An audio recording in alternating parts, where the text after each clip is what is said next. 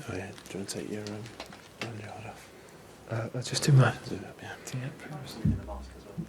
Sorry, Greg. Yeah.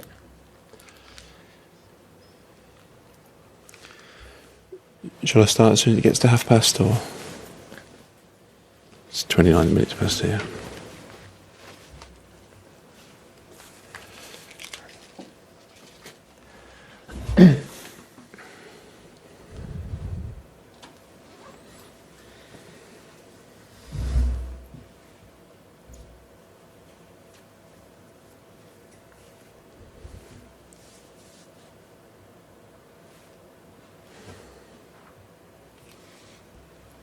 Past. 25 past. 29 past. Oh, okay. Just waiting, yeah.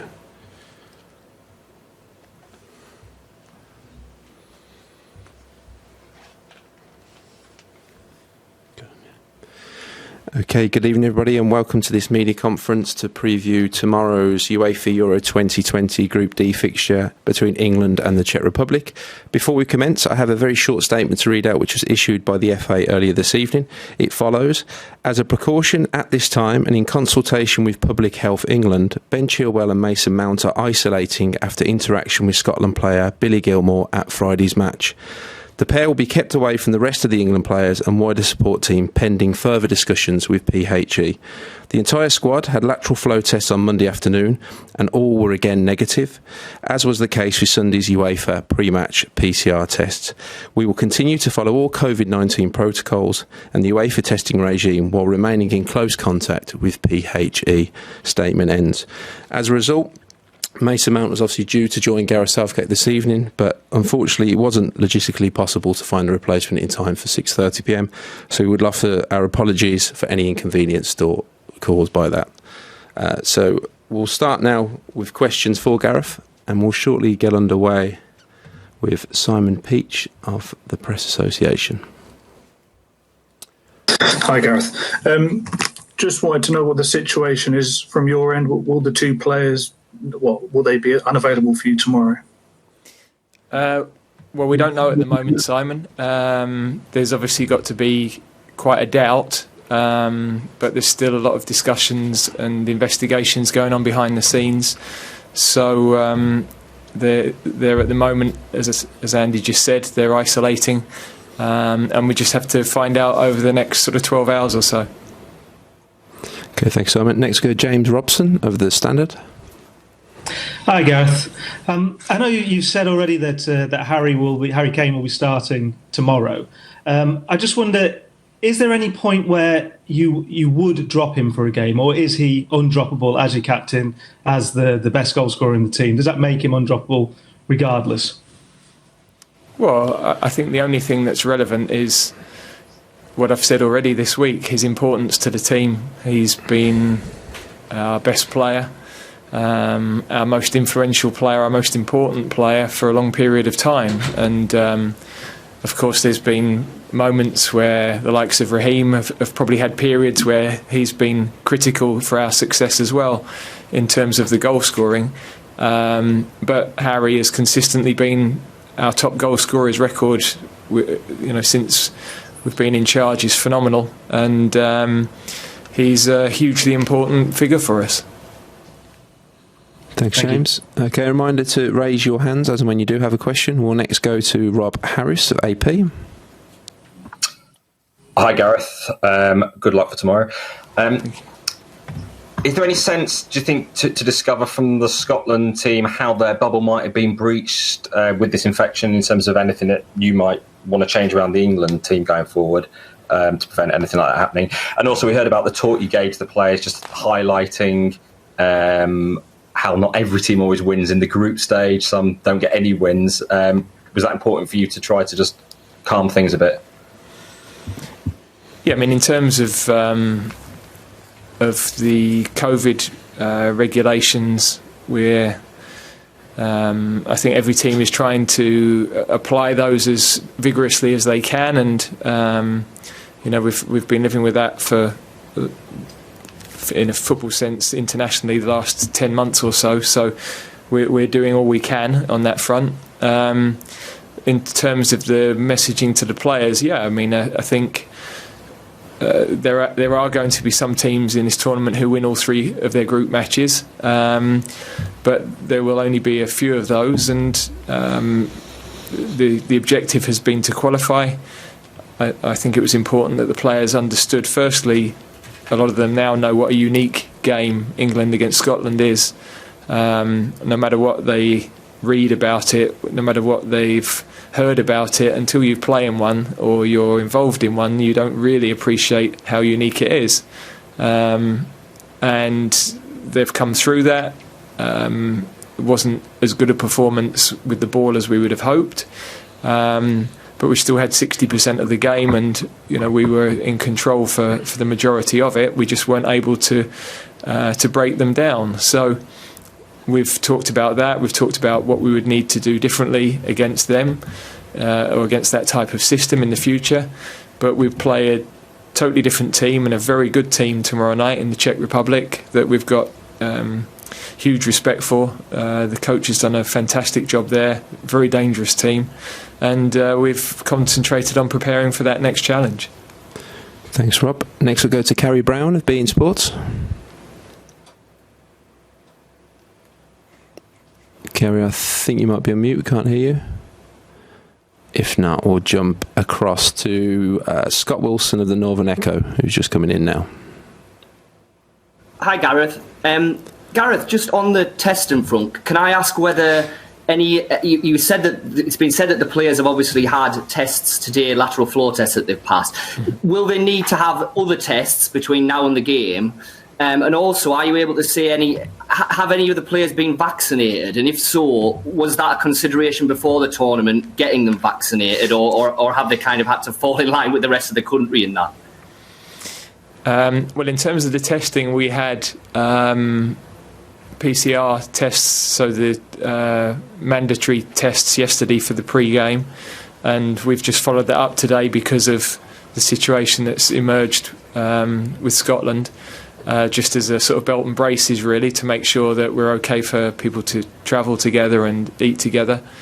In terms of the vaccination, I think you need to go back to my suggestions in March around that, where I was fairly firmly shouted down for daring to suggest anything of the sort. So I did propose it, but I, of course, at that time also said I totally understood where we stood in the pecking order for vaccinations, and it's more important that the clinically vulnerable and everybody else receive those first. So I felt we were getting to a point where that would have been helpful, but in actual fact, vaccinations wouldn't stop you catching the virus, so it wouldn't necessarily avert this sort of situation, in fairness. Thanks, Scott. Next we'll go to Arilis Old-Sada from VG Norway. Hi, Gareth. I've been seeing in international coverage and spoken to a lot of international press people who are quite puzzled with how quickly Harry Kane has went from Golden Boot winner and one of the best strikers in Europe the whole season to this massive criticism and scrutiny that he's been under after 2 games. What's your view on the pace of the shift in how you talk about a striker like that? I think it's the world of a big player, Throughout the time I've been England manager, I must have answered these sorts of questions about Harry on 3 or 4 different periods of time, and inevitably he's come through those periods and scored important goals for us and played exceptionally well. So it's a bit of a repetitive cycle.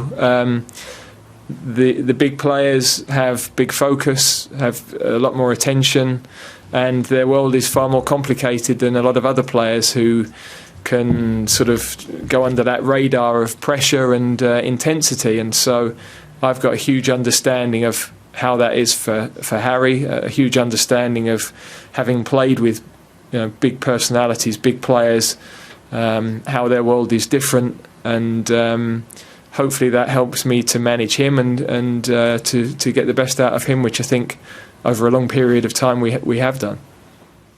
And secondly, what's the place of Jadon Sancho in your plans, and why hasn't he been playing until now? Well, we just have so many good attacking players. So Raheem, Phil Foden, in terms of wide players or players that can play in those areas and come inside, we have Raheem, we have Phil Foden, we have Jack Grealish, we have Marcus Rashford, we have Bukayo Saka, and we have Jadon, and they're all very good players. So if you weren't asking me about Jadon, you'd be asking me about one of the others. That's the nature of it. Thanks, Aaron. We'll go next to James Ollie of ESPN. Hello, Gareth. You mentioned your comments about the vaccine earlier back in March. I just wondered, how far did that conversation actually go? Did it end with sort of a formal request to government that was rejected, or what actually happened there? I wasn't involved in any formal conversations. I just made an observation that I thought, given the tournament, given that we were asking professional sports people to go into these sorts of events and travel and go back home to their families, that there would be a point where it would probably be that they were at greater risk of catching the virus than others. But look, that ship sailed, and as I said, even if we had the vaccine, I'm old enough, I've had both vaccines now, but I know that I'm told you can still catch it, the different variants, it's just less dangerous.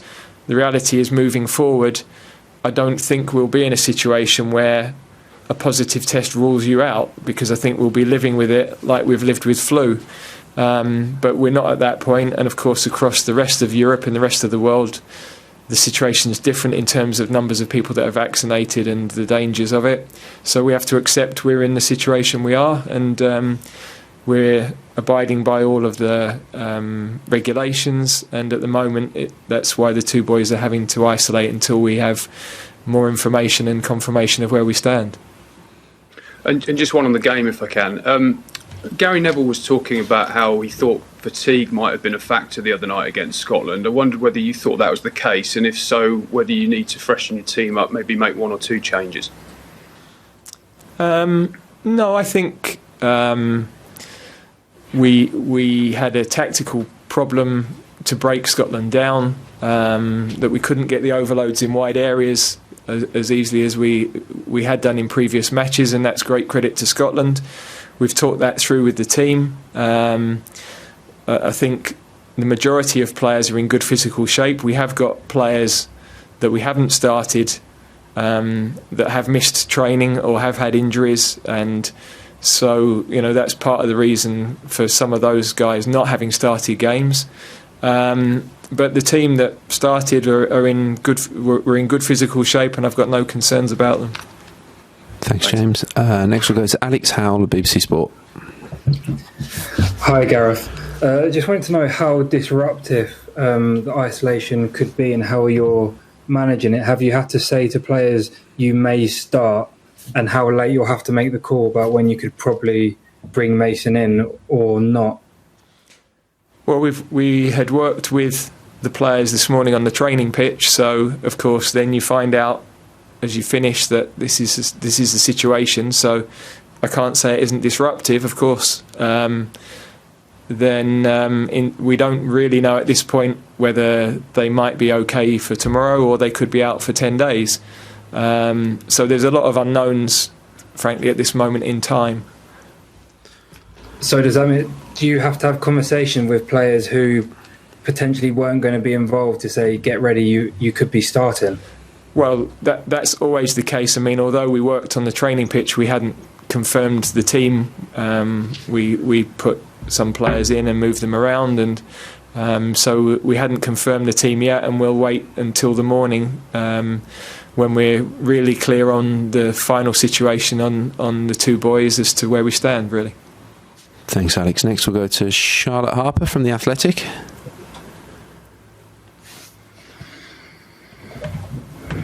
There you go, Charlotte. Cheers. I was just wondering if you can talk through why it was just Mount and Chilwell that needed to self-isolate rather than anyone who came into contact with Billy Gilmour.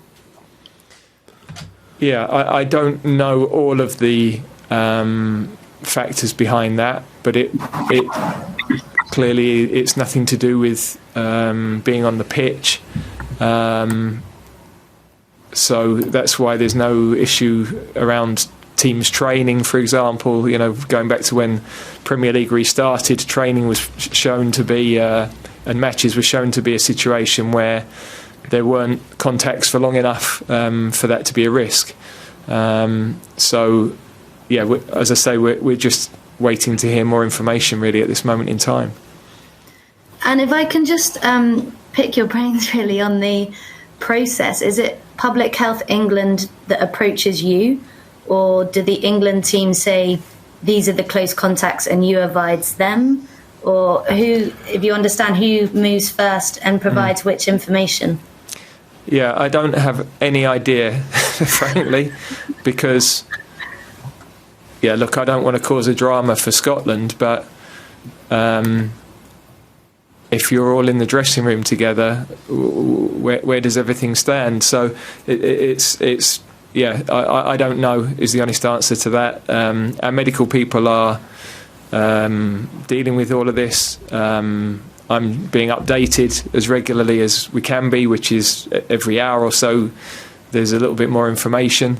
And we have to accept whatever the situation is and adapt to it. That's the world we're all living in across every family and across every sport and every business.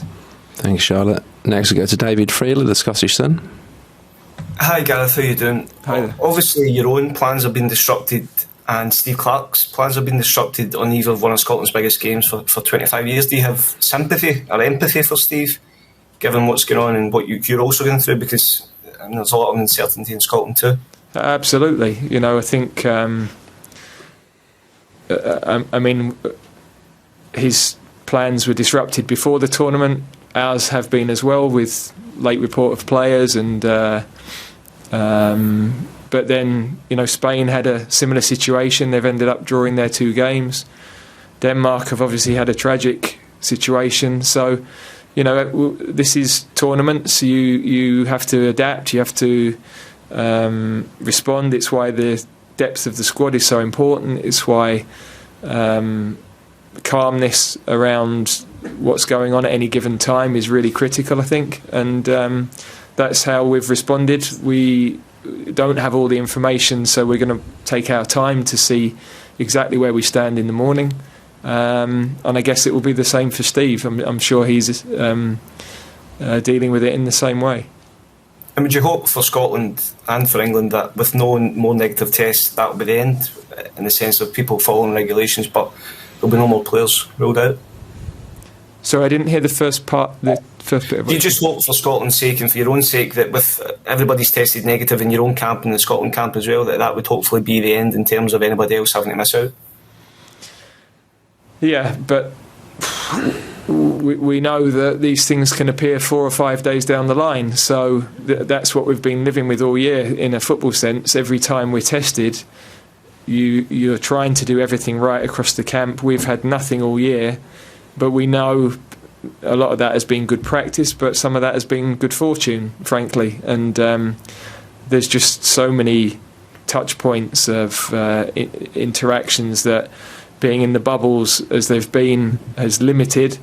But yeah, we're dealing with something that is very, very difficult to control entirely, and I think we've all accepted that and understood that for the entire season. Thanks, David. Next we'll go to Jerry Cox, Haters. Hi, Gareth. You okay? Good, Jerry. You? Yeah, good. It was a year ago yesterday that football returned after the first lockdown, and obviously we're still having these issues and this level of disruption. Do you think we now have to accept that for the foreseeable future, football players, coaches, fans, everyone really has to accept that these things are going to be part and parcel of the game? I think coaches have accepted it. It's obviously a massive disappointment for players to miss any matches, but we are in the same situation as everybody else in the country, and other people their working lives have been affected, their ability to earn money. So and of course in a more serious sense, the deaths that we've had and the casualties that we've had. So we've of course, at this moment in time, ours is a high-profile situation. It's not ideal, but in context, it's one we have to adapt and adjust to. Thanks, Jerry. And next we'll go to Theo Squires, the Liverpool Echo. Hi, Gareth. Obviously, if Mason is unavailable to play, you will need to make one change in midfield. I know you've mentioned that you're not worried about fatigue in the squad, but considering you've had Harry Maguire and Jordan Henderson, who have been carrying these injuries, how would you feel about them going into this game? Would they be in a position to start, or is it one we still got to tread carefully with them? Well, slightly different situations given the length of time they've missed. But both are training very well, and both will be involved tomorrow. So we're happy with their progress. They've already, without being on the pitch, had a massive impact around the training sessions, around the squad. So I couldn't be happier with the way our playing group and the senior players in particular, the influence they've had and the impact that they've had. But of course they want to get on the pitch, and we're hoping that they can play a big part in this tournament still for us. And going back to Harry Kane, obviously you got Dominic Calvert-Lewin there as a alternative to him.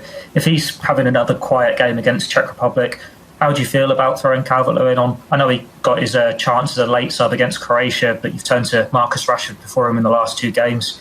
He's had a good season himself. He's scored a lot of goals. Is he someone you could see leading this line for England if Kane continues to not be at his best? Well, let me separate that question. Harry, I'm sure, is going to be playing well for us, and is going to have a big impact tomorrow. So I'm not worried about that. Are we pleased to have Dominic in our squad? Yeah, absolutely. He's a very good centre forward, and he had a big impact for us in the autumn. So it's good that we've got him and Marcus, who can play as nines in the team. But I think they understand in terms of their challenge with Harry, and obviously Marcus can play wide as well. But they understand who our best number 9 is, and the scoring pedigree and the importance to the team of Harry's status and his role for us. Thanks, Theo. Okay, we have no further hands raised, so we'll conclude the media conference at this point. Thanks for joining us this evening.